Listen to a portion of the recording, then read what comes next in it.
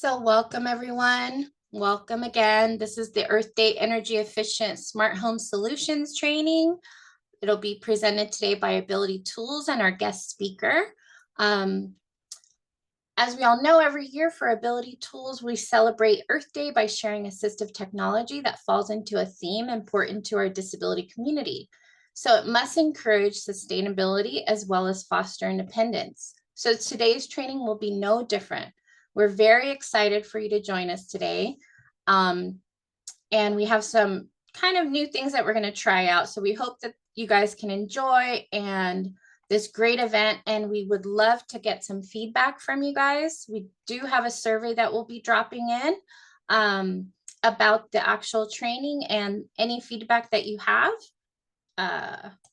So let's go over the quick accessibility check. As always, we're going to go ahead and have the recording in progress. Our Abilities YouTube channel will have the footage uploaded automatically once we've had a chance to edit. All slides and materials that are shared during the event will definitely be shared with all registrants. So whether you were able to attend today, as long as you registered, you'll get a copy of everything. That usually happens shortly after the webinar is over. Today, we've enabled some features on your, for this webinar. We have the Q&A enabled. We have the chat. Currently is going directly to the hosts and the panelists. So you can go ahead and make comments, share links.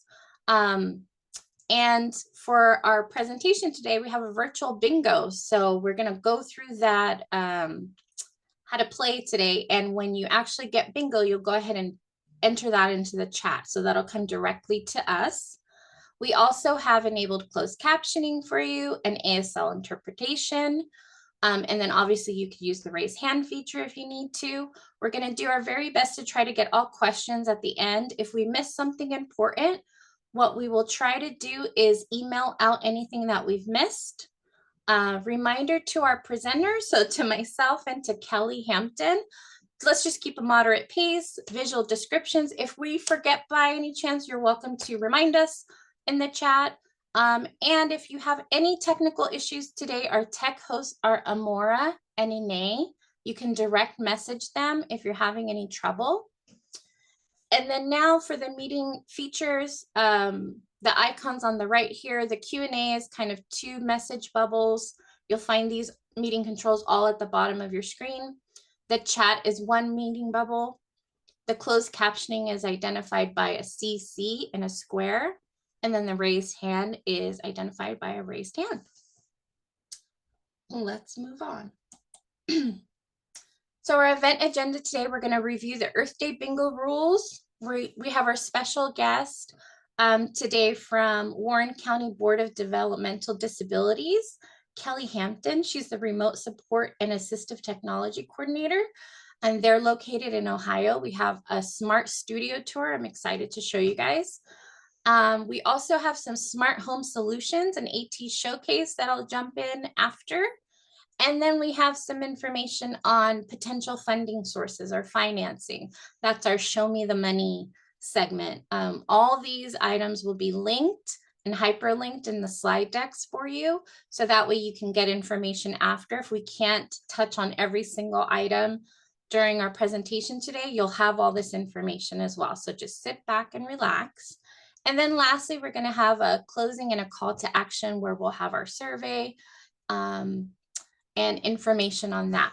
So with all that said, I'm going to go ahead and walk you through the Earth Day bingo rules today. So this is a pilot. We're trying this out. We really hope that this works and that you guys enjoy this. This is meant to kind of be interactive and fun, so that you guys can walk away learning something, but also have some little game to play. So if it doesn't work, we really do need some feedback, and we'd like to reach out. So what we did try doing is we have a link for those of you that will not require a screen reader accessible bingo card. That'll be dropped into the chat shortly. But for those that need an accessible card, ones that are using screen readers, please go ahead and type in the word GO, G-O, in the chat, and you'll get an accessible copy sent to you. If you have any trouble, again, you're going to go ahead and you can direct chat with Ine or Amora. They're going to be distributing the bingo cards and managing. So we're going to do our best. How it works today is you're going to hear lots of different devices, services, anything related to smart home. Your bingo card is filled with those words. Only one bingo card per person and one entry per person. For those of you using the link, please, it'll ask for your first and last name. This will help us identify who you are. If you'd like to put in your location, as far as if you're part of an ILC, you can do that as well.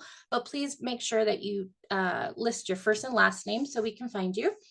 And then for those of you that are getting the screen reader version, we already have those identified 1 through 10, I believe. And so we'll be keeping track of those. No need to name them.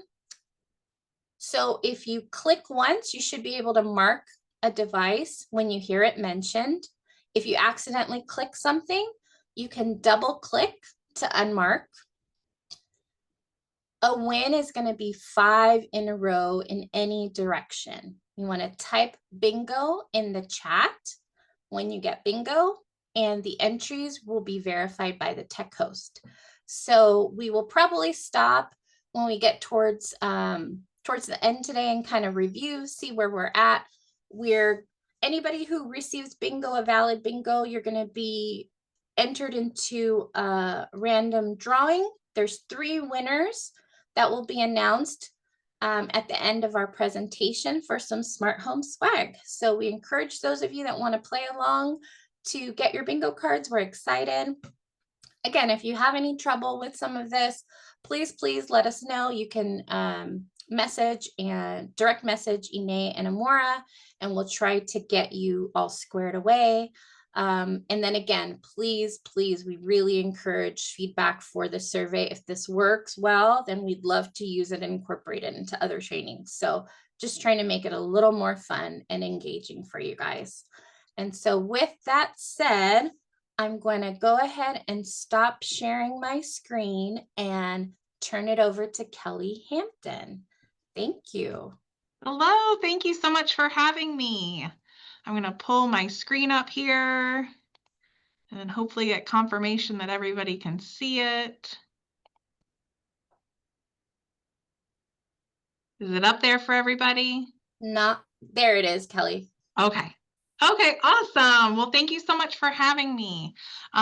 Like it was just announced, my name is Kelly Hampton. I am the Remote Supports and Assistive Technology Coordinator here in Warren County Board of Developmental Disabilities.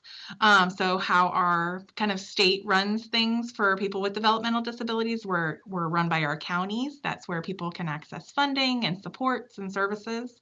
So I'm housed in Lebanon, Ohio, kind of near Cincinnati, if you're familiar with the area. So I'm just here to share kind of some resources that we have available and kind of some setups that we've had be really successful for people to help explore technology and just see what's out there. So the resource we'll be really kind of looking at is our model smart home. So thank you so much for having me. I do have my chat up too, so I'll try to keep an eye on that as we kind of talk about things. So if you have any questions throughout the time, just let me know.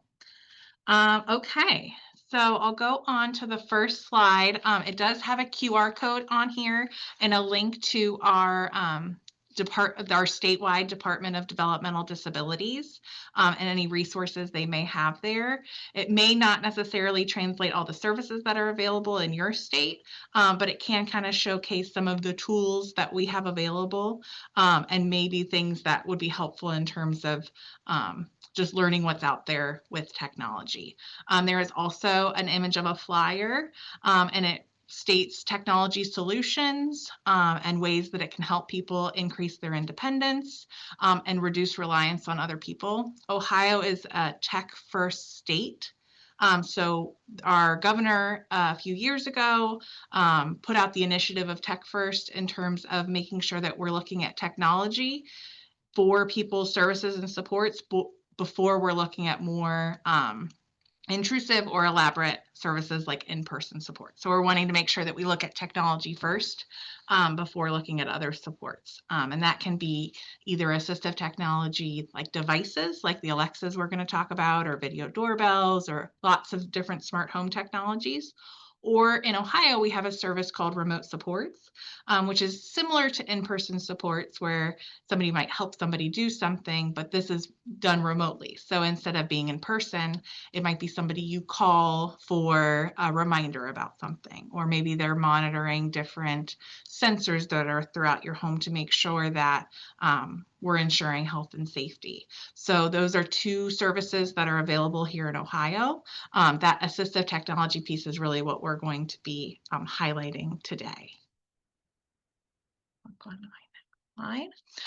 So on this next slide, I highlight what supportive technology is. Like I mentioned, there's assistive technology, which is more of our tools. So there are images of Alexa, there's a Braille display keyboard, a medication dispenser, a visual timer, a video doorbell, an assistive AAC communication device, and a smartwatch. And then alternatively, there is remote support as a service. So that's a two-way communication in real time. So a lot of times I relate it to like FaceTiming with someone. So your support person would be on the other line, and they may call you for a morning wake-up call. They may talk you through a recipe during mealtime. They may monitor your video doorbell for visitor safety. So that's a service that an agency would provide. So the image used for that is somebody kind of Zooming with someone with a headset and talking to them remotely through the computer. So this next part is a little interactive, and I'll actually put a link in the chat too. So if you're able to, there is a QR code on the screen, and the question is, what technology do you use in your everyday life? So I'll put the link in the chat. If you click on that, it should take you to a screen where you can type in your answers for that question. You can respond as many times as you want. And then on the screen as well, there's a picture of just a little boy, probably about 2 years old, who's kind of banging on the keyboard saying, I can do it too. If you aren't able to use the QR code, you can also go to menti.com, MENTI.com, and use code 87021601. But the link that I just put into the chat should also work. And then what that's going to do is bring up a word cloud. So I'll switch my screen here once we start getting some responses. And we'll see what people, if you're able to. If this doesn't work, we'll just put it as a wash. Sometimes it doesn't like to bring its answers in. I'll give it another minute. Or if you want to let me know in the chat if it's kind of working or not. Oh, I see her. There we go. Phone. Yes. Phones are probably one of the #1 things people have access to. Smart doorbell has come up. And you'll see as the word cloud grows, if people are putting in the same response, the word gets a little bigger. So those are two very common devices we have that people use. Smart bulbs, so smart light bulbs. That's one thing we showcase in our Smart Studio. Shower water monitor. Absolutely. That's a great thing that ties in the sustainability that we're kind of talking about today with Earth Day. Absolutely. Awesome. Make sure. Okay. Great. Well, thank you so much for participating in that. I'll go back to our slideshow here. I like to just have that in there because I think a lot of people sometimes think that technology, some people might not benefit from technology. And I think looking at the things that we use every day really showcase how accessible it can be, especially mass market types of technology like our smartphones and our video doorbells, things that we're getting off of, mass market type commerce or retail. So things that may have been really hard 100 years ago or even impossible are now possible because of technology that we use every day. So one quote I like to highlight a lot is from Judy Heumann, disability rights advocate, has said, for most of us, technology makes things easier. For a person with a disability, technology can make things possible. Which I think is a great way to showcase how important it is to have technology accessible for people of all different needs to make sure that we're increasing people's independency and quality of life. So here, I just like to highlight the benefits of supportive technology. It definitely can increase independence, increase safety. That's one of our roles here at the Board of Developmental Disabilities, is making sure that we ensure people's health and safety. Improved communication, whether that be from communication devices or voice assistants, remote control access. So those physical access points you'll see in the studio, we have a lot of things that are voice controlled through Alexa, whether it be lights or temperature, curtains, fans, all types of things can be voice activated. Routine automation, so automated tasks of when you open your door, your lights automatically come on, so you're not having to go around your house and turn on every light that you need. Better quality of life, supporting comfort, confidence, and autonomy at home. And then that eco-friendly living, right?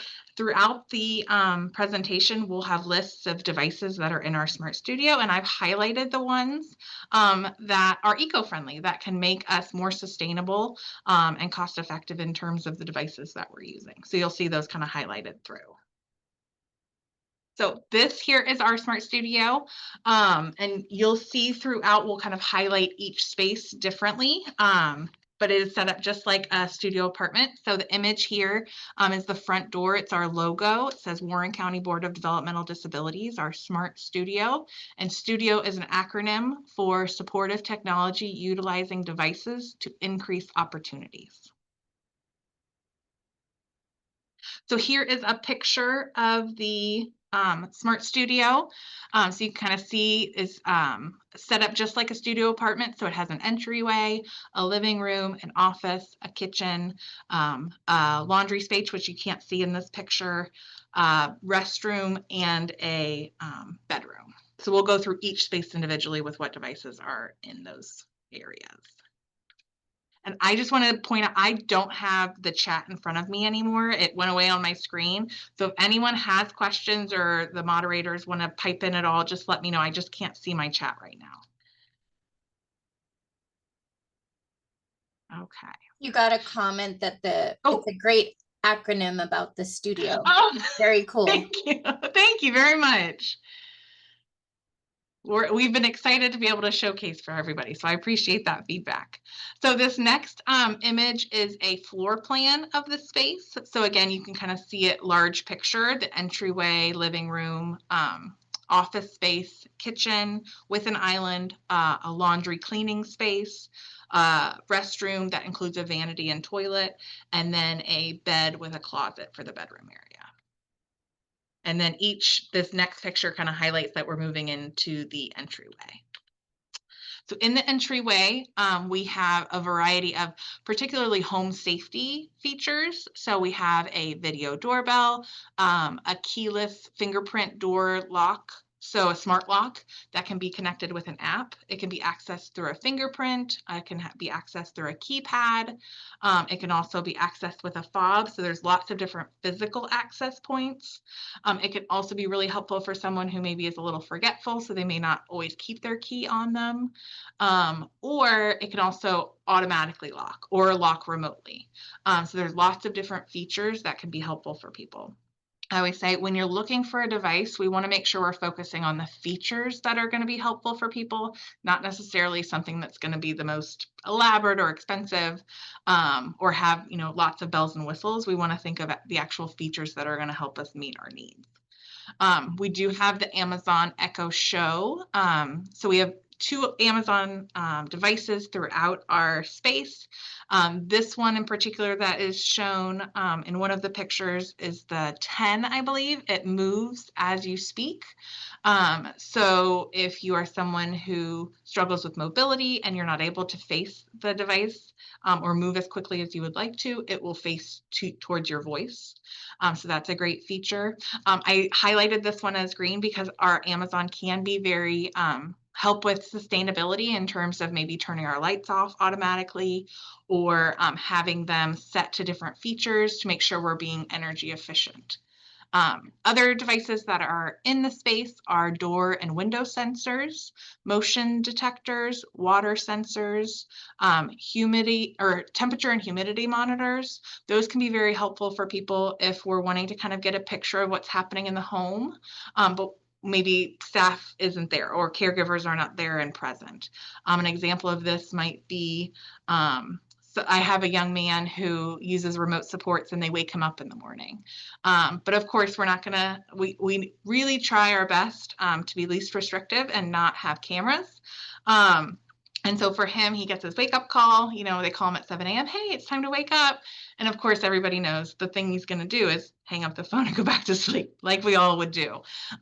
So for him, we have a motion sensor in the restroom because his routine is to wake up and go to the restroom. So if by 7:15, his remote staff haven't got a detection on his motion sensor for the restroom, they know to call him back. So we can use different types of technology to make sure that we're providing the support that's helpful for the person. Other things that are part of this section is a voice alerting fire and CO2 detector. So instead of having a blaring alarm, it actually has a voice that will say where the fire is. It can also be hooked to an app that can provide either text alerts or also caregiver alerts for people that aren't in the space. Our geocom devices. So geocom means GPS location or communication devices. So those are kind of sometimes in our area, I'm not sure if they're called different things, but like an MPERS or something where somebody can push a button and it calls a caregiver or it calls emergency services. Those are very helpful for some people. And then security cameras. I put an asterisk next to geocom and security cameras because I always like to highlight that we want to make sure that the intent of these devices is to be least restrictive and with the person's goals in mind. So we wouldn't want to have someone utilizing a GPS location device to see where they're going and not let them go that space. It would be maybe they want to be out in the community, they're fearful of maybe getting lost or falling and not getting the support they need. So they are initiating the conversation of wanting that support. We never want these devices to be limiting or meant to just monitor people for the sake of monitoring them. So that's why I put a little asterisk there. We're next moving into the living room. So in this space, we have a hands-free Alexa Smart TV, Bluetooth personal speaker. So that actually amplifies the sound of the TV. It's a personal speaker that you can keep near you that amplifies the sound of the TV. We have adaptive gaming equipment. Highlighted in green is our smart ceiling fan, smart lighting, and smart plugs. So those are all things that can be hooked up with our Alexa to either be automated or used with voice control. We have AAC voice recordable devices, switch accessible toys, sensory regulation tools, and swivel transfer desk. And then there are images of each of these next to the screen to showcase each of those areas.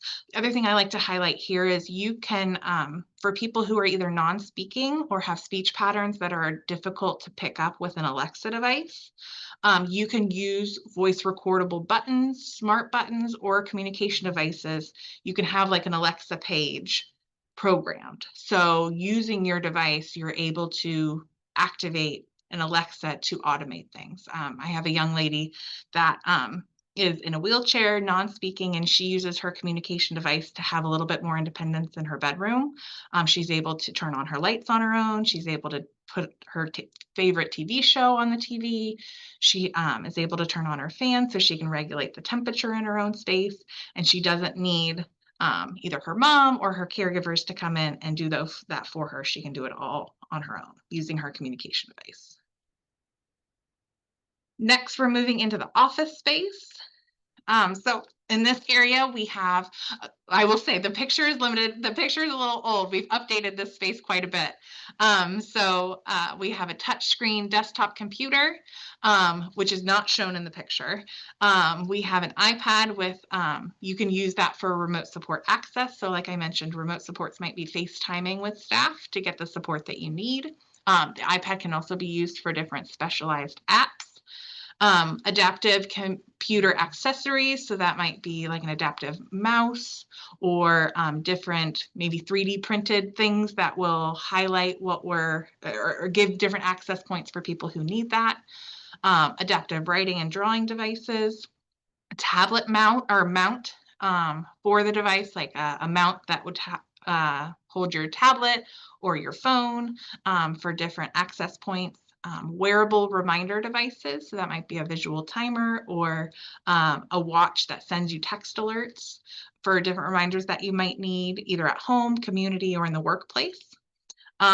Voice recordable pen with labels for people who have low vision or are blind. So the pen friend you can see on the desk there, you can record different things, and when you touch a sticker with the pen, it will tell you what it is. So that might be something, I have some people who put it on their canned goods. So they can touch the sticker that's been pre-recorded to say what the canned goods are.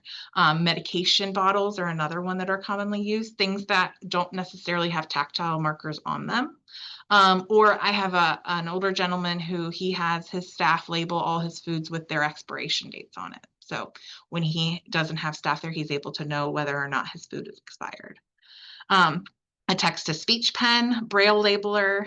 The desk is actually electronically, it can adjust to be taller or shorter, and then flexible sit or stand options. I call it a wiggle seat. I was a teacher before this job, but it's like a stability stool, and then also a standing board to where it makes you move a little bit while you're standing for people who just like to be movers and shakers.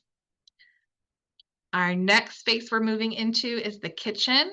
And this probably has the highest number of different adaptive tools in it. So we're just going to highlight a couple of them.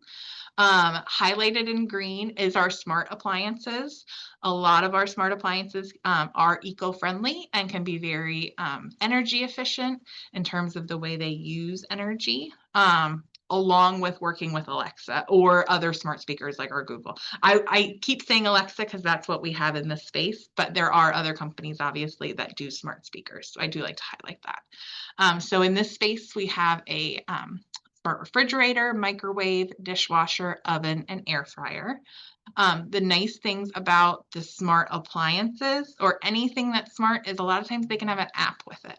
So not only is it helpful for it to work with a smart speaker like Alexa, anything that has an app can then be read aloud through the accessibility features of a smartphone. So that can be a really helpful tool. You can access all the interface of these appliances right through your phone.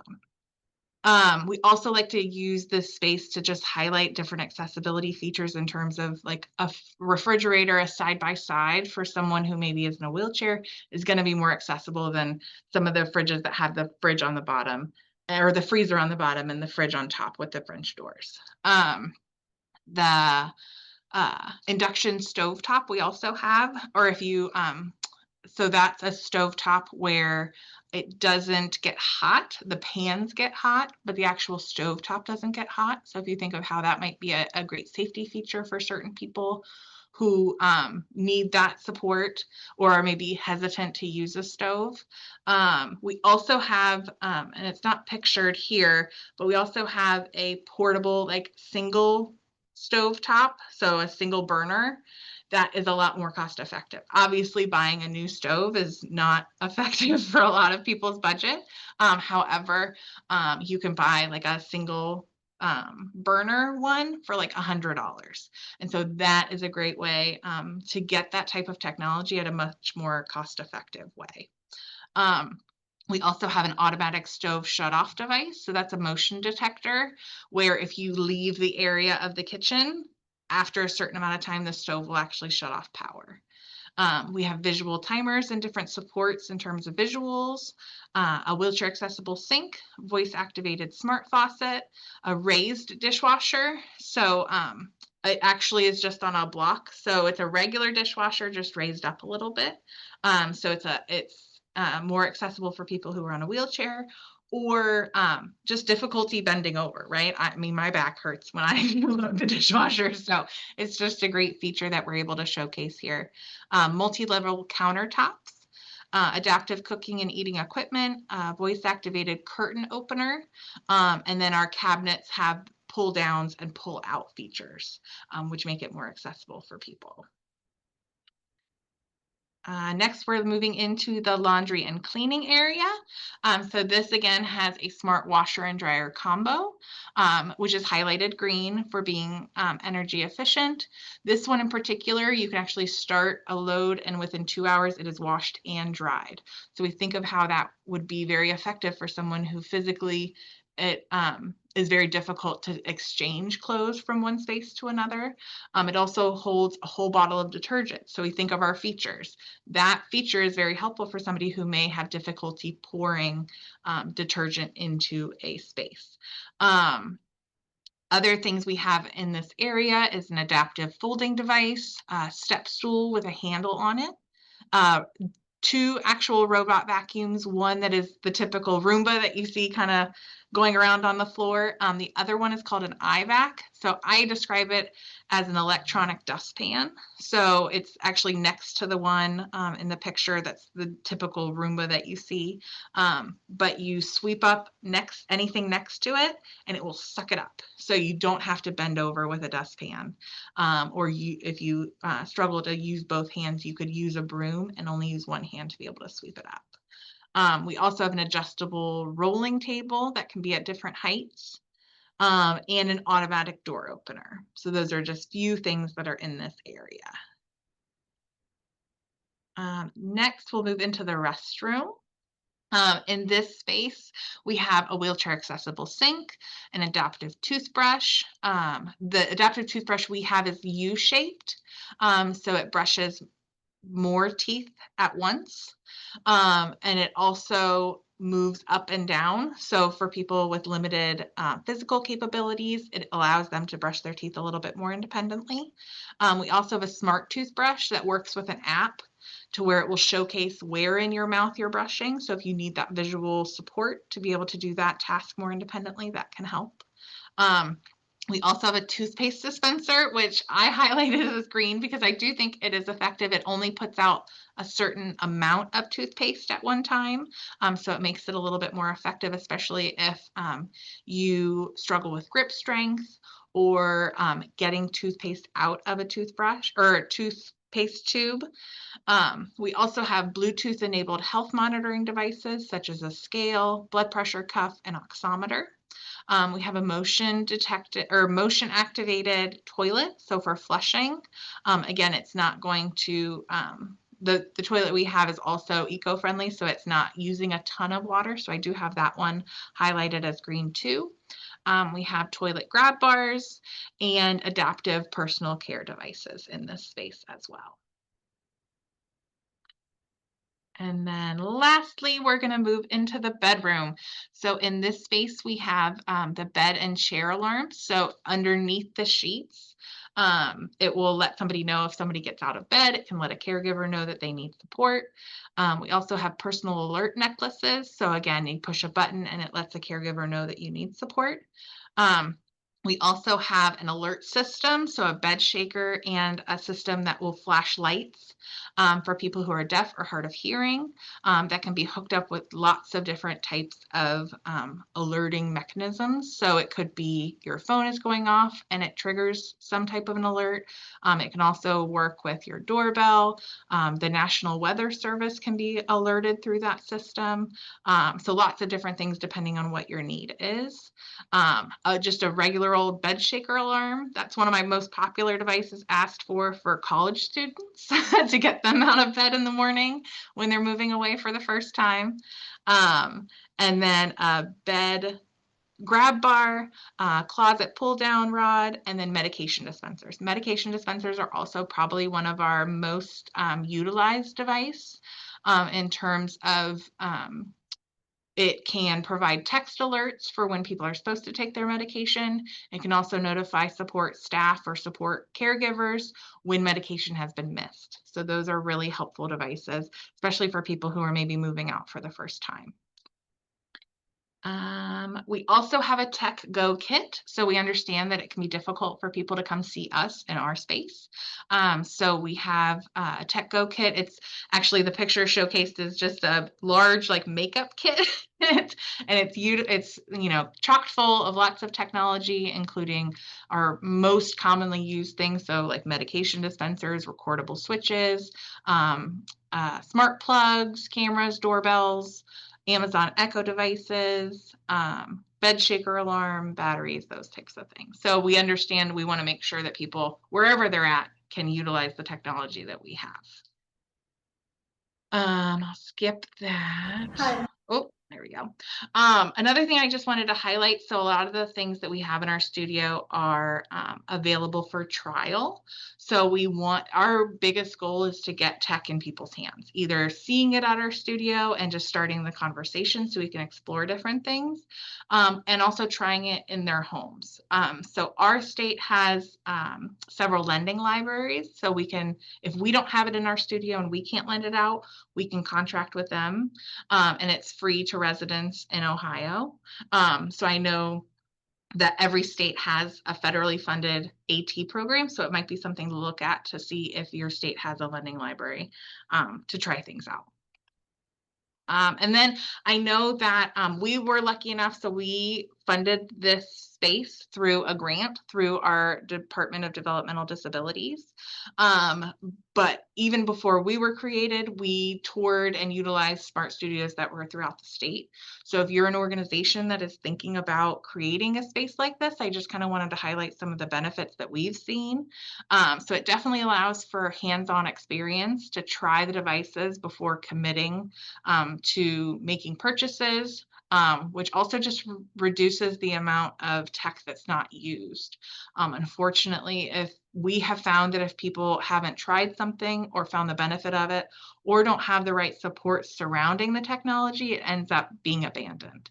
And that's what hurts my heart the most, is when I go out for a visit and there's a piece of tech that's collecting dust on a shelf. So however we can help people utilize the technology they have is very beneficial for us. It increases awareness, it supports informed decision making, and then promotes innovation. So even if there's things that aren't in our studio or we don't have a solution, it does raise the conversation of what those needs are, and then it allows us to go out and find what's possible. Other benefits of the studio, it allows for increased training and education. So we host lots of different events. So I do things like this, where I can showcase things virtually. We also have lots of in-person events. We host some of our upcoming events. We do an independent living workshop where we showcase technology that can be used for people who are maybe moving out for the first time. We host a visual supports training, so teaching people how to create their own visual supports, either low tech or high tech in that way. So it just is a great space to be able to utilize those things. We host a lot of field trips for schools. So we have transition age youth coming in and trialing these things and learning as they're kind of figuring out what's their next step in life. It also reduces the fear of the unknown, provides or improves service planning, and encourages eco-friendly habits.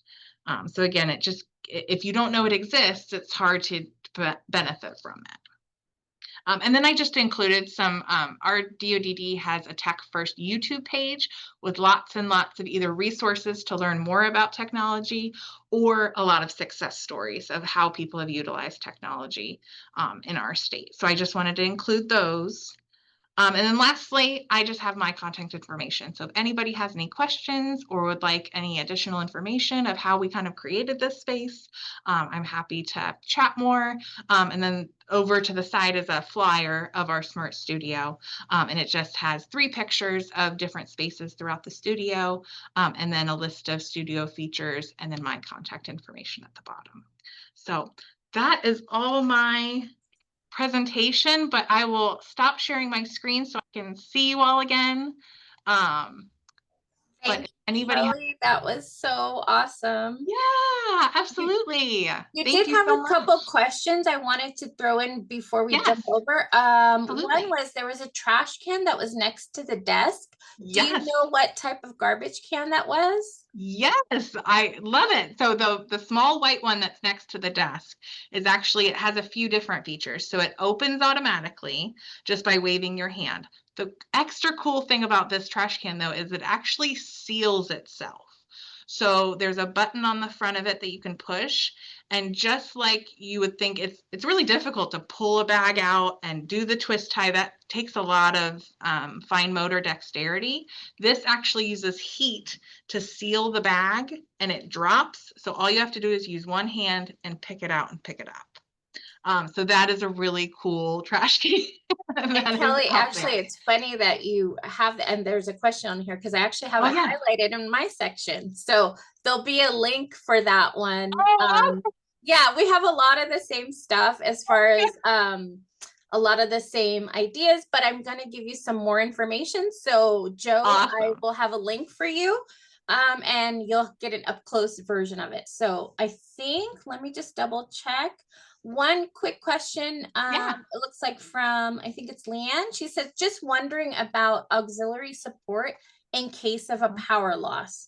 I have some Mhm. suggestions, but if you have anything that you might Yeah. want to suggest, Kelly, what do you think? You may have some more actual suggestions. I will say, so part of our service model for providers to be able to provide remote supports is written in rule that they have to provide a backup power source. Okay. So whether that be some type of generator or external power source, it has to be built into the service to have that. I will also say anytime remote supports or auxiliary supports are in place, we have a very detailed backup plan. So part of that service is it unpaid backup support where we're calling mom and dad and they're, running down the street to, help, or is it a paid backup support? Is it maybe a homemaker personal care agency that works with the individual that are kind of on call if that extra support is needed? So we have a very detailed protocol of what to do when this happens, and then if extra support is needed, like we know, in the middle of the night you're throwing up and you need somebody there with you, there's always a backup plan of what that person would be doing.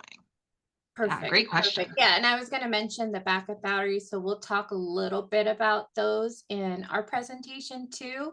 But you're correct that in some instances, like an Amazon Alexa or other remote services like that, or excuse me, assistive technology that relies on Wi-Fi, first, the power, if the power still stays, if you can still generate power with one of those backup batteries, but the Wi-Fi goes down, it's not going to be completely usable. But those backup batteries and backup power could potentially kind of fill some of those gaps. But if the Wi-Fi goes down altogether, so it's a really big outage, then no, then that again, that would limit some of the usage of them. So hopefully those answer. Yeah. I will also say some routers or power sources, there can be external notifications when they go down. So if you have somebody in a home Yes. who is really reliant on their power and their Wi-Fi, you might want to look into a device that has that feature that can notify, because if remote supports aren't in place, then no one is going to be able to notify if those services go down. So it might be worth looking into a device that's going to have that notification piece if the power does go out. And I did look up something on that. So if you like, guys, I will add a little blurb about that in our follow-up email, just so you have some of that information and you know where to look. But those are great questions. Thank you, Kelly. Yeah. Okay, if you Thank could you. stay on for a little bit, we'll have, if we have time for the Absolutely. any follow-up questions, that'd be great. I'm gonna jump in and share my screen really quick and try to get through our portion. So give me one sec while I get to that.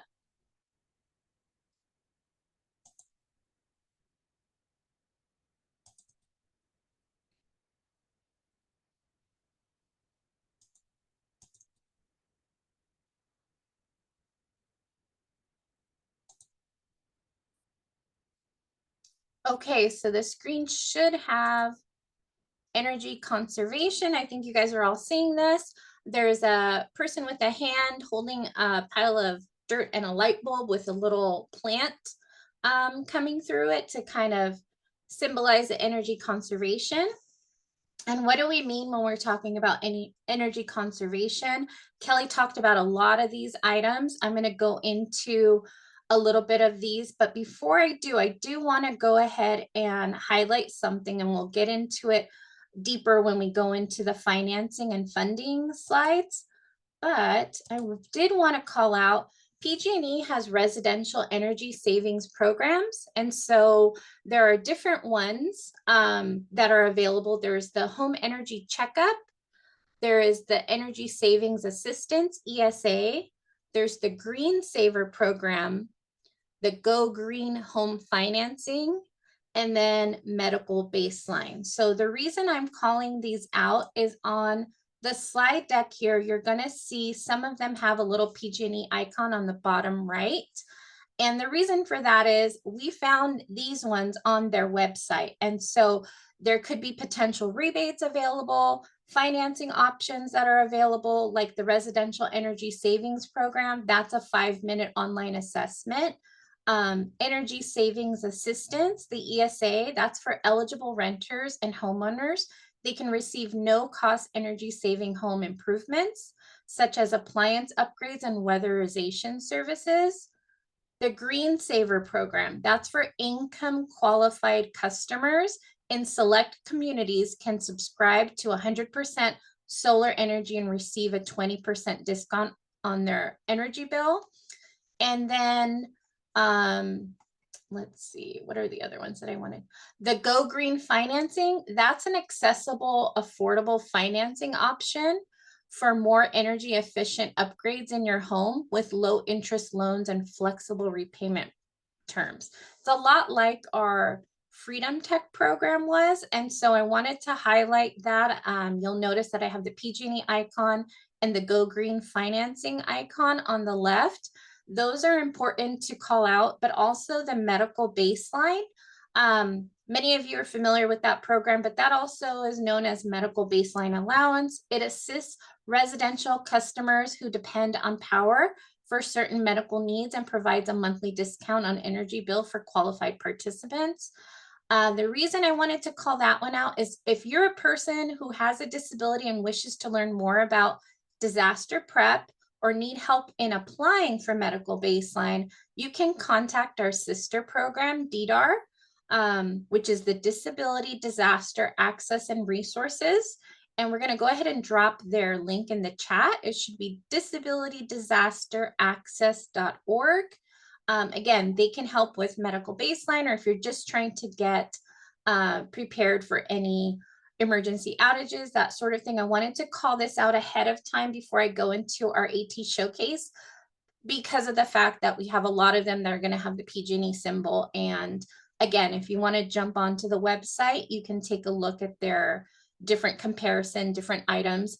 These are not all going to have rebates, but they'll have information about it. So you'll notice on their website, it'll have additional information. You can also contact your local utility company to get more info, but I did want to call that out for you guys. And again, all of these programs are hyperlinked in the slides, which will be shared for you guys.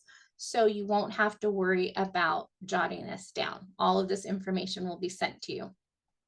Now, with that said, let's do a couple comparisons and give you some feedback on some of these smart appliances. So first off, we're going to go ahead and talk about the smart refrigerator. So here you'll notice that on the slide, you have an orange up arrow and an orange down arrow on the right. These slides are going to be our high-low comparisons. Not all of them will have this, but just so you kind of understand, and then you'll notice the little PG&E icon at the bottom. So for this one, we have two smart fridges. We have French door design, which is the double doors that open. Those can be easier access for those in a seated position, users, and then also for people with limited mobility. For some, they may prefer the freezer at the bottom for easier reach. That's what the first one, the Samsung Bespoke. They also offer a touch screen at mid-level. These are convenient controls that are easier to reach. and they also have voice and app control. So they have interior cameras so that you can see what's inside without opening the door. Great for memory or energy challenges. And then smart features like built-in calendars, notes, reminders.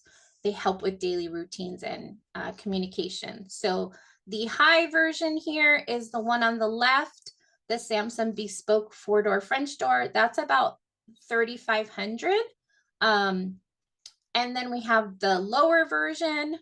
On the website there, it shows the regular price is $2,100. That's on the right, Samsung side by side. It's on sale for $1,600. So again, these are as of a few days ago. You can jump onto the website to see more, but just wanted to give you some kind of idea and information.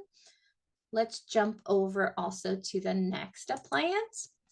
So induction stoves, Kelly talked about these two. The one you see on the screen here is the Samsung Smart Induction Range with air fry and convection. You'll notice that there's a little symbol to the left of the stove. That is the induction symbol. And that's important because these stoves only work with induction cooktops. So if you're not sure if your, or excuse me, induction pans and pots, if you're not sure if your pots or pans are, you can look for this symbol, kind of looks like a little coil. So induction stoves don't work with all conventional pots and pans. They require cookware made with magnetic materials like cast iron or certain types of stainless steel. How it works is that induction cooking uses electromagnetic energy to directly heat the cookware itself, not the stove surface. So the pan must be magnetic for the energy to transfer. To check if your pan will work, you can use a magnet. If a magnet sticks firmly to the bottom of the pan, it might be induction compatible. You can also look for that little symbol that I mentioned, the little coils or a zigzag. That will also let you know it's usually at the bottom of the pan. If the investment is made into the induction compatible pans, the benefits could be that the cool surface reduces risks of burns. Only the cookware is what gets hot. Fast cooking, it saves time and energy, ideal for fatigue and mobility limitations. It's easy to clean. The flat surface is smooth, requires less effort. Precise controls, better heat accuracy helps prevent spills and overcooking. And then it has a built-in safety feature with auto shutoff and pot detection, increased kitchen safety. The touch controls are also Smart Assistant compatible. This one runs for about $2,000. And let me jump over to the next slide. And then here we have air purifiers. So we have our high-low comparison. Our high is the Levoit Plasma Pro 600S. That one runs about $300. The key features for these are 3-stage filtration, pre-filter, main filter, and an activated carbon filter. They capture about 99.9% of particles. Why could this be important for health support? It helps relieve allergies, asthma, other respiratory issues that people might have during the fires. It was the LA fires. They could be very beneficial to filter out that bad air. Again, the high is 300, and then our low comparison is going to be the DIY Corsi Rosenthal box. Amora actually wrote a blog on this, and you'll see our thumbnail for the blog. It's got a woman breathing deeply in with the little the title off to the side. It says, let me see, DIY Corsi Rosenthal, how to build the Corsi Rosenthal box for emergency prep. And then below that, you'll see kind of an illustration of how to build one. Essentially, it's made with a box fan, cardboard at the bottom, and then 4 sides of an air filter. If you want to see the full instructions, we have the blog highlighted here and a link. It's very low cost. It is really effective for also reducing a lot of those particulates that are in the air. So if you suffer from allergies like I do, these are great and a very inexpensive way, DIY version that you can do at home in multiple rooms. If you want to invest in the Levoit Plasma, that one also has an app that you can use. And that one is, let me see, it has the VSync app to create schedules and connect to voice assistants. So we have everything hyperlinked. This one is also on PG&E's website. If you want to learn more about rebates or financing options, you're welcome to check. And then our next one, we're going to jump into smart thermostats. So our high here is the Google Nest Learning Smart Wi-Fi Thermostat. The reason that these could be really beneficial is a smart thermostat allows individuals with limited mobility or chronic conditions to control the home temperature remotely using a smartphone or voice commands. This reduces physical strain, it supports energy savings, and ensures consistent comfort, especially important for those sensitive to temperature changes due to medical needs. So investing in a smart thermostat could be really beneficial. Like I mentioned, the high version here is our Google Nest, and that one runs about $180. It looks like it might be eligible for a $75 rebate. So I encourage you all to jump onto the website to take a look or to check with your local utility. It has smart learning, automatically learns your schedule and temperature preferences. It's energy efficient. When you see the energy efficient symbol, there's a little leaf icon that will display on there. You kind of see it there with the little green leaf under the 70. And then it also has remote control settings from anywhere via the Nest app or the voice assistant. It also has an auto schedule and auto away, reduces energy use when you're not at home, and it can connect to your Wi-Fi. So it's compatible with Google and Alexa. And then our low version is the Emerson Sensi Smart Wi-Fi Thermostat. It's also touchscreen. This one runs about $64. It has smart control, adjusts temperature remotely via the app. It has energy saving, includes geofencing alerts and programmable scheduling. It's got a touchscreen display. Again, these both are on the PG&E's website. You can compare more there and check to see if their other options for you will work better.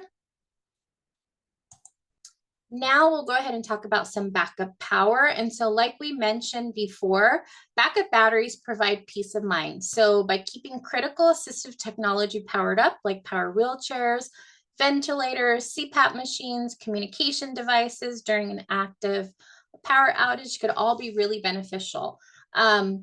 You can also get backup generators, which in some cases can actually back up the whole house. These are batteries. I purposely did not throw in the Yeti batteries that our DDAR programs utilize, just so that you guys can see other options on here. But if you are interested in learning more about the battery program through DDAR, again, you can jump onto the DDAR website and see about eligibility criteria. But for the sake of the PG&E website here and rebates, if you're wanting to purchase a battery, we have the EF EcoFlow Delta is our high here. This one is going to have, let's see. Well, before I do that, let me mention some of the things that are important for choosing the right backup battery. So if you're shopping for a battery, if you actually decided you're going to go ahead and purchase this for your home, one of the important things, it's important to understand a few key terms that impact what the device can actually power. And I would highly recommend that you test it and check your return policies, because one of the things that we often find is our devices draw more energy than sometimes what's in the guides of what they can do. So it's really important to test them out and see what works for you. So how to compare your backup battery. If you're trying to compare specs, you want to look at the wattage, and that is how much power a device can handle. You want to look at the continuous output. That's the steady amount of power the unit can deliver over time for running things like CPAPs, laptops, or fridges. Again, a fridge is going to take a lot of energy. And so I would really highly recommend that you test these things because the last thing you want to do is try to use it during an emergency and it draw down on you because you had a different expectation. So another thing that you can look at is the surge or peak output. That's the burst of power it can deliver briefly to start a high draw device. So those things like power tools or medical beds might need an initial big surge. You can check and compare the surge or peak output wattage. And then there's something called expandable wattage. And the reason I'm bringing this up is because this EcoFlow actually has expandable wattage. And that means some models let you add batteries or accessories to boost the total output. Those are great for whole home or high demand backup. So again, if you're shopping around, you might want to be looking at those items to see if that would work for your needs. And then you always want to see if you can test the device before an outage and see if that will meet your needs. And then why does this matter for people with disabilities? So individuals who rely on assistive technology, mobility equipment, or medical devices, having access to backup power can be life-saving, whether it's for a power wheelchair, a ventilator, oxygen concentrator, a communication device. You need a system that can run multiple critical devices. It's not always feasible to be able to do that for long periods of time. So you want to kind of test some of these out. The other thing that you want to take a look at is if you're just looking at a low cost option, the EcoFlow Delta runs about $1949, almost 2000. So the continuous output for this guy is 3,600 watts. The surge or peak is 7,200 watts, so 7,200, that's quite a bit. And it has an expandable power of up to 6,500 watts. So it takes an incredible amount of power. And so I just wanted to point this one out. This one might be a good option to take a look. It's on the PG&E's website. Then as far as our low option, another one on the website is called the Jackery Explorer 290. This is the budget option. It runs, the sale price right now is $170. It's regular $250. The continuous output for this guy is 200 watts. Surge peak is 400 watts. So it doesn't have expandable power, and the battery capacity is 290 wattage hours. So again, this can power something like small electronics, phones, tablets, LED lights for a few hours. It's good for short-term needs. And again, it's an affordable option for folks. So if you want to learn more, please jump onto the website or you can follow the hyperlinks. And now we can jump over to electric vehicle chargers. But before I jump into that, why do I want to talk about EVs? So EVs are electric vehicles, and the key benefits to some of these is electric vehicles offer quiet ride, which reduces sensory strain. It's low maintenance and fewer trips to the shop. You can charge it at home if you have one of these chargers. No gas station hassle. It can alleviate any fewer physical maintenance. So fewer parts mean fewer trips to the shop, no oil changes or complex engine repairs for these. Home charging means independence. So you can skip the gas station. They can be charged right at home with a level 1 or level 2 charger. It's more convenient and accessible for wheelchair users as well. And then electric vehicles also have accessible vehicle options. Many EVs are compatible with mobility conversion, so you can modify them with hand controls, ramps, and lifts. But these are just some of the reasons why EVs are popular within the disability community. So I wanted to mention one of the EV chargers that PG&E offers information about discounts. And so this one is the Electron 21-foot J1772 EV charger. This guy, let's get the details. This one runs about $200. It's the best price for the basic EV charging. It's a level 1 charger. It uses a standard 110 volt household outlet. It's got a 21-foot cable. and universal compatibility, works with all J1772 electric vehicles. So this is another one that you can look into more. They have additional versions. This one is the most affordable on the website. And now let me jump over to smart lawnmowers. So a lot like the Roomba, but this is for your lawn. It automatically mows within a set perimeter. This one is called the Husqvarna Auto Mower. It returns to its charging station when done or on low battery. The price range for most smart lawnmowers can run anywhere from $500 to $3,600. This one is about $499, so right at $500. It covers about a 1/4 acre. It's great for small to medium lawns. It saves time and energy while keeping your lawn maintained. It's app controlled. You can schedule and monitor from your phone. It has quiet battery power. Let me see. It's weather resistant, so designed to function effectively even in rainy conditions. And then it has built-in safety features, like if you lift the device or tilt the sensors, the blades will stop instantly. So they will stop if lifted. It also offers theft protection. So it has a built-in alarm system and PIN code lock to deter unauthorized use.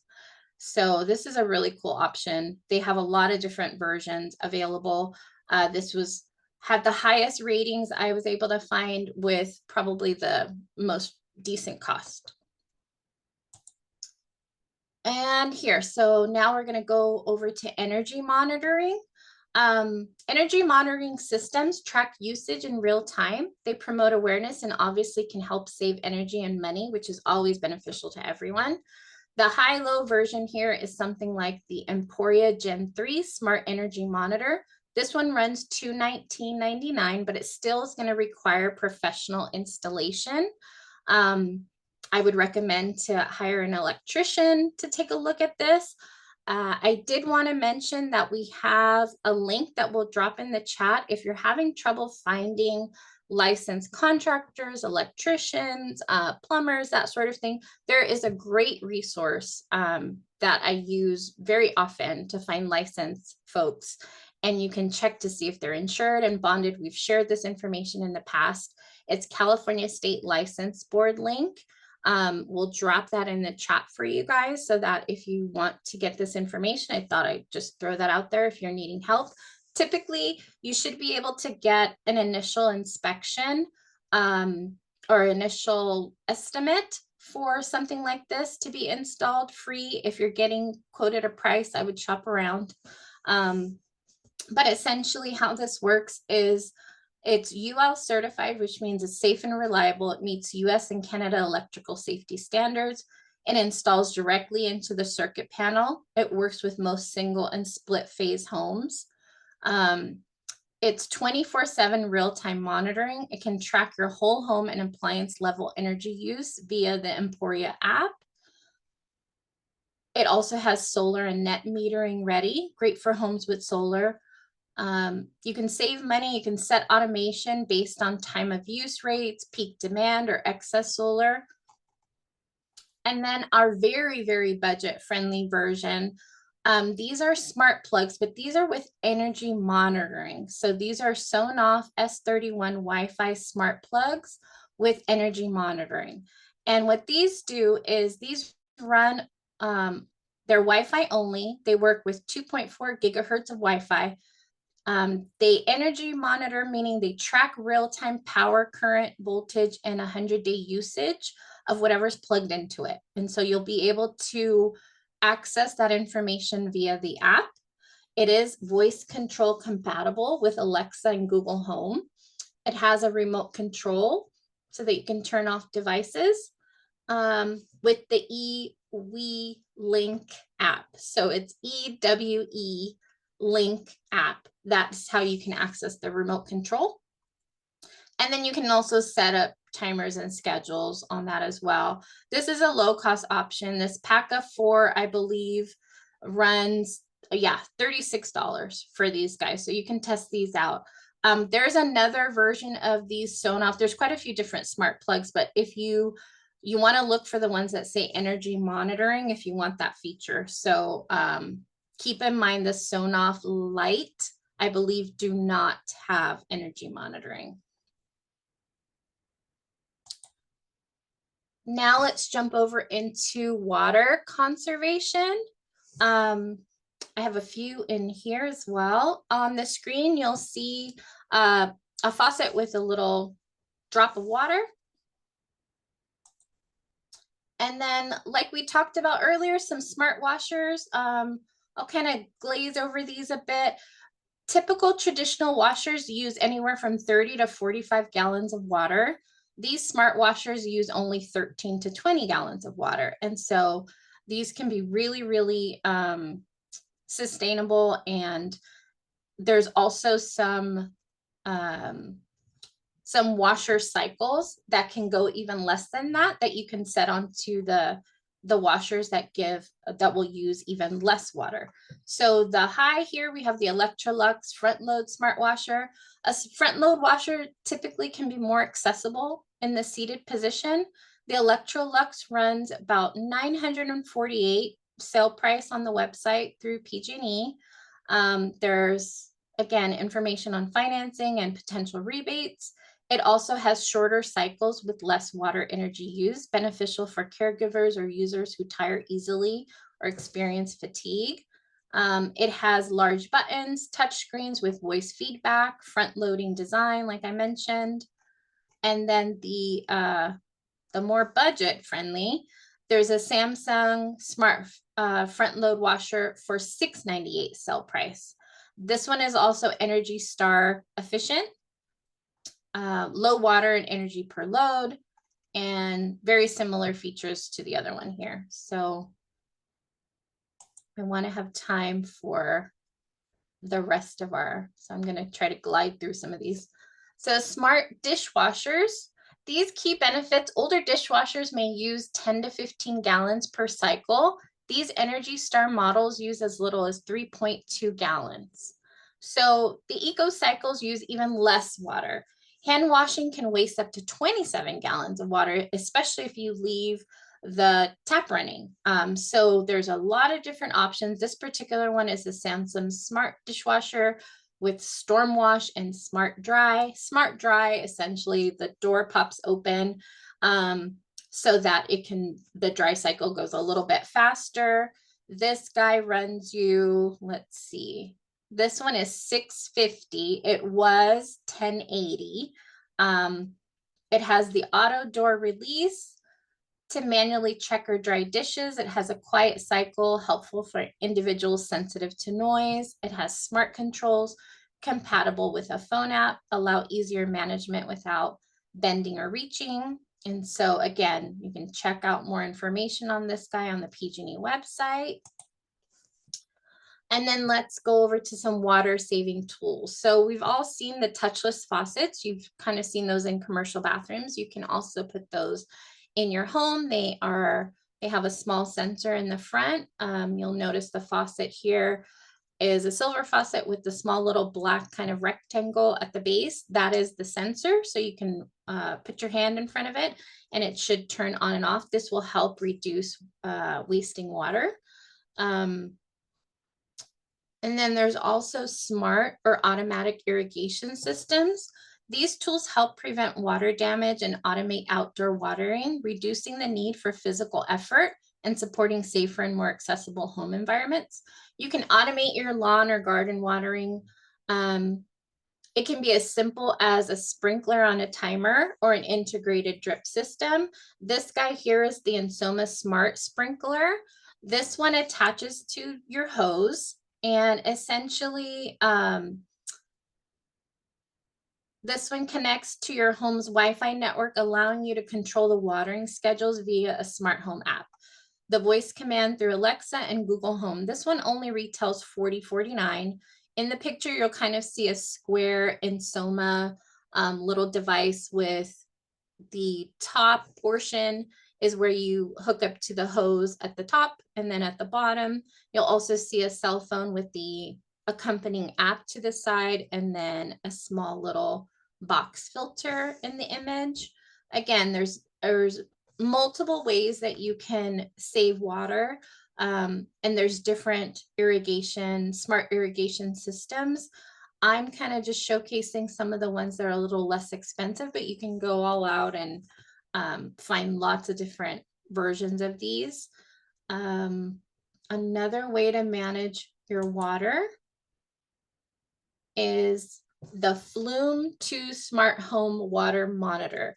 This one was really interesting because it runs $249, so it's listed on here as our high, but it's still pretty reasonable, honestly. It monitors water usage in real time. You don't have to cut any pipes. It actually attaches to your water, to the installs in minutes on the most home water meters. It tracks indoor versus outdoor use and helps set water saving budgets. It's battery powered and Alexa compatible. And it can also detect leaks and send instant phone alerts. So that's really helpful. This one, like I mentioned, runs about $249. Its lower counterpart that we have on here listed is the YoLink water leak sensor. And this is a whole kit. This comes with 5 of these little water sensors. These run $59.99 for the 5, excuse me, four sensors and 1 hub. I apologize, 4 sensors. For multi-room leak detection, it has long range coverage. It gives you instant phone alerts to let you know if there's a leak detected. It has a 5-year battery life, and it works with Alexa. It's easy setup. It comes prepared. You just plug in and place the sensor. So these are really, really helpful and an inexpensive option to manage your water. Now we want to chat about waste reduction. We're almost done. And so in the image here, you see a compost bucket with some scraps spilled over a grass lawn. And this is where we'll chat about some smart waste solutions. So the Lomi Smart Composter. These smart devices for waste reduction help. The Lomi countertop composter turns food scraps into compost in just a few hours. It's great for reducing food waste and creating soil for your garden. You just add the scraps, you press a button, and then you get nutrient-rich soil in a few hours. They have different versions. They run anywhere between 500 and 750. So these would be probably on the high end for us. And then, as Joe mentioned, the little smart trash can. This is one version of them. This is the TONU Smart Trash Can.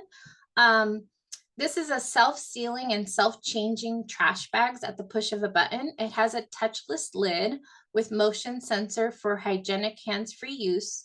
It has overfill detection. It seals even when overloaded. It has a rechargeable battery that boasts it lasts up to 30 days. This particular one has a 4.1 gallon capacity. It's compact and great for small spaces. It has optional biodegradable refill rings for eco-friendly waste disposal. And then other things that you can use to help waste management. I don't have it listed on the slide, but I'll mention these and we can also add these to our follow-up email. We have food waste tracker apps. There's one called Winnow, WINNOW. It's used in smart kitchens. It tracks what food is thrown out to help reduce food waste over time. There's the Smarter iKettle and Smart Coffee makers. These help reduce overuse of water and energy for boiling. Only heat what you need. We talked about the smart fridges. They have inventory alerts on many of them. It notifies you of food expiration dates to reduce spoilage and waste. And then we also have AI-powered meal planning apps. We can recommend recipes with these using ingredients you already have. It helps avoid food waste. And lastly, there are smart label markers, or excuse me, smart label makers, Bluetooth enabled. These help with labeling leftovers and storage containers to avoid accidental waste. So these are some other tips to help out with smart waste solutions. So now I think is a good time before I show you guys our the different funding resources. I wanted to pause really quick and see if we have a moment to chat about anybody that has gotten bingo. I think I've seen a few come across the chat today, and maybe I can take this moment really quick before I share the links for financing options and funding streams that are available for some of these devices. Ine and Amora, do you want to check to see if anybody's? Oh, okay, perfect. So it looks like we have 3 winners. Let's see. Yes, I see. Okay, so I don't have the names of the winners. Perfect. There we go. Okay, so we're going to announce the 3 winners. You folks will get the smart home swag. We have names, emails, and then addresses that you used for your registration. Please let us know if that's all correct. But our first winner is Juliana Harris. Great job. Then we also have Kelly Hansen, and it looks like Rochelle Mojica. So congratulations to our 3 winners. You guys should be looking for those smart home. They're kind of little smart home starter kits, very small, but you should be getting those in the mail shortly after. We'll prep those and we'll kind of follow up with you guys via email. If you would do me a favor, and if you all would please just confirm that we have your correct email address. That way we can follow up with whatever mailing address you'd like to send those to. So thank you so much for joining and playing bingo with us. That was really fun. I hope that all worked out for you guys. The other thing I wanted to call out during this little break was we do have a short survey that I'd love to get feedback on, especially of course, the content that we've shared so far, but especially whether or not you had any challenges with the virtual bingo. We'd like to incorporate it in other trainings. Want to make it a little bit more interactive. So you see the Earth Day webinar feedback. While we're going over some of these other resources, you're welcome to jump in. It's a very quick survey, should take you under a minute. And remember, all these slides will be emailed to you. So all this good information is going to be sent to everybody that's registered. So no need to take information down. I'm going to go ahead and share my screen one more time to show you guys some of the funding resources that you can look into. So again, congratulations, folks, for winning the bingo. Thank you so much for playing. Let me share one more time.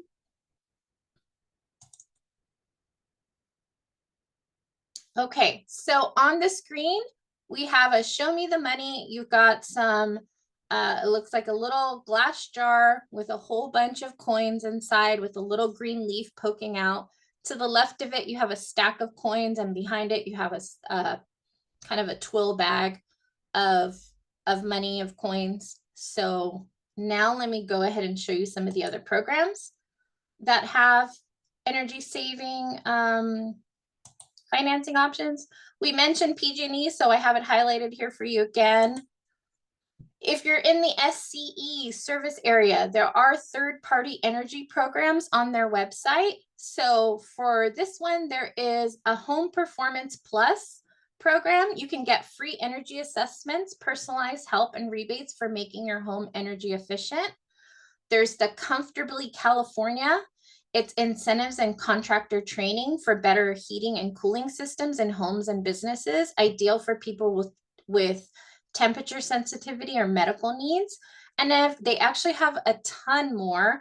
I didn't want to list everything that they have, but if you'd like to jump on to their website, these again are third-party energy programs, but serve the SCE service area. So that's Southern California. There's a hyperlink here that will take you to the full list of available programs in your area. And lastly, I have a few additional resources. We have rebates and incentives. We have a hyperlink here. I believe this is in the PG&E area. You can find money saving rebates for energy efficient appliances. There's a link here for energy saving tips. Really, really helpful, easy ways to save energy at home every day. There's also the demand response for homes program. You can earn rewards by reducing electricity using during peak times. And then distributed energy resources program, that's to get support for using solar panels, battery storage, or other energy saving technologies. Again, everything's been hyperlinked here for you guys. We're so glad that you were able to join. I'm gonna go ahead, it's right at 11:30, so let's kind of open it up for some questions if anybody has anything that we haven't covered. And then lastly, we'll share a link for a little Earth Day pledge. So let's see. Oh, can you please hyperlink the survey? It's not clickable. Oh, okay. So what we'll do. We resent it, Michelle. Oh, you just did? Okay, perfect. Perfect. Okay.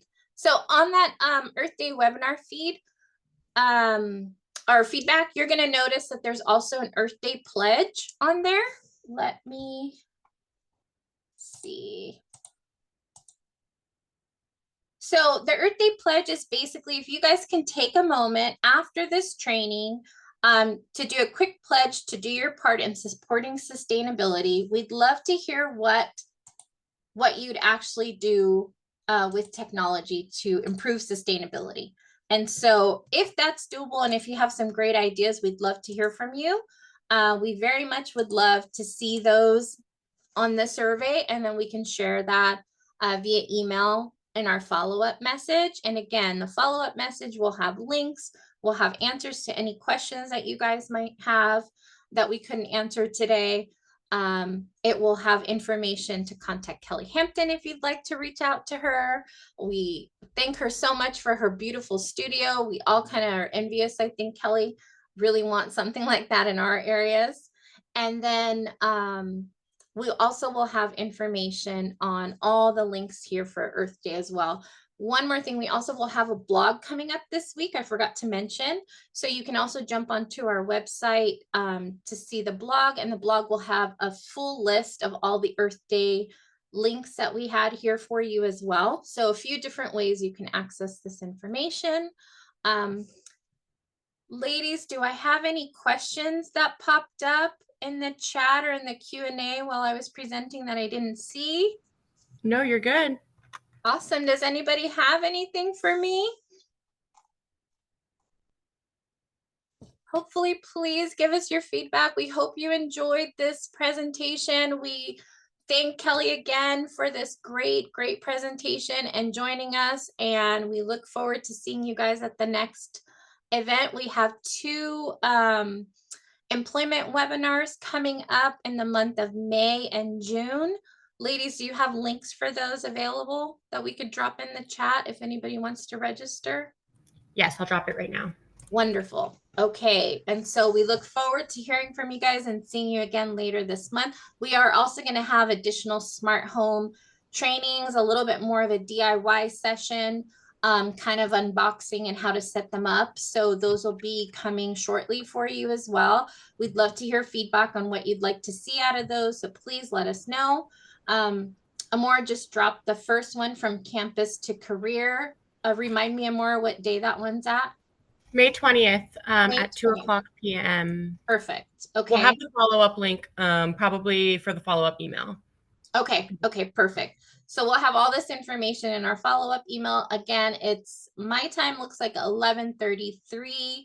So I'll give you back a little bit of your time. Thank you so much, folks, for joining us. Happy Earth Day, and thanks for making it a success. We'll see you next time. Take care, everybody.